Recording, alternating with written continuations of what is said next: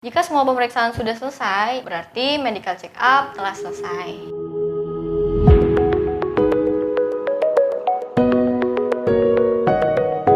Halo Mas Mbak, kembali lagi di channel Medika OHC. Perkenalkan, saya Fata sebagai koordinator medical check up di Medika OHC. Jangan lupa untuk klik subscribe dan tombol loncengnya, biar kalian tetap update sama info kesehatan terutama di perusahaan. Sebelumnya, Mas Mbak udah familiar kan sama yang namanya medical check up, rutin dilakukan selama sekali dalam setahun. Kali ini kita bakal bahas alur medical check up. Teman-teman yang udah pernah medical check up atau yang belum pernah, jadi bisa lebih tahu nih gimana alurnya medical check up. Jadi nggak bingung lagi kalau nanti medical check up. Di sini kita ada 8 alur untuk medical check up. Yang pertama yaitu administrasi. Pertama kalian bakal daftar dengan bagian admisi untuk mendapatkan nomor pendaftaran dan form-form yang akan diisi. Lalu akan dapat barcode berupa item-item pemeriksaan yang akan kalian lakukan. Nah, selanjutnya yang poin kedua yaitu mengisi form riwayat penyakit. Kalian bisa mengisi form riwayat penyakit baik secara online maupun offline sesuai kesepakatan dari perusahaan dan klinik Medika OHC.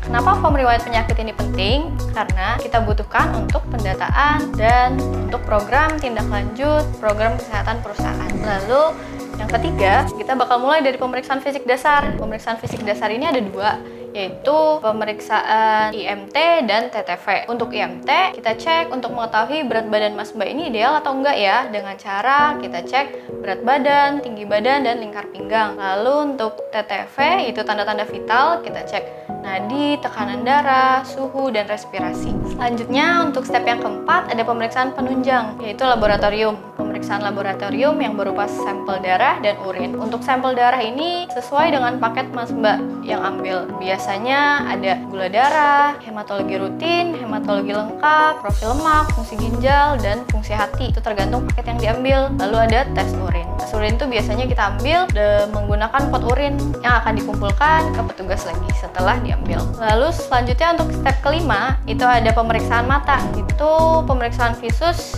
yang biasanya Mas Mbak tahu membaca huruf-huruf yang ada di Snellen chart. Step yang keenam itu ada pemeriksaan dokter. Untuk pemeriksaan dokter itu dilakukan pemeriksaan fisik dari head to toe. Pada saat pemeriksaan itu sesuai dengan keluhan Mas dan Mbak ini. Kalau misalnya ada keluhan di telinga, dokter akan periksa lebih detail di telinga. Atau ada keluhan di perut, pencernaan, sering mual, muntah, nanti dokter akan periksa bagian perutnya. Selanjutnya untuk pemeriksaan yang ketujuh ada pemeriksaan penunjang lainnya nih, kayak ronsen, EKG, spiro, audio, dan USG. Tuh, untuk sekilas, ronsen itu yang Mas Mbak tahu di foto dadanya ya. Contohnya kayak gini nih. Terus ada EKG yaitu rekam jantung yang akan dipasang 10 elektroda. Selanjutnya ada audiometri, itu fungsinya untuk mengetahui fungsi pendengaran Mas Mbak nih masih baik atau enggak. Itu terutama untuk yang bekerja di bagian yang bising. Lalu ada pemeriksaan spirometri, itu untuk mengetahui fungsi paru. Kita bisa mengetahui seperti ada asma, PPOK atau enggaknya. Lalu untuk USG itu biasanya dilakukan di bagian abdomen nih,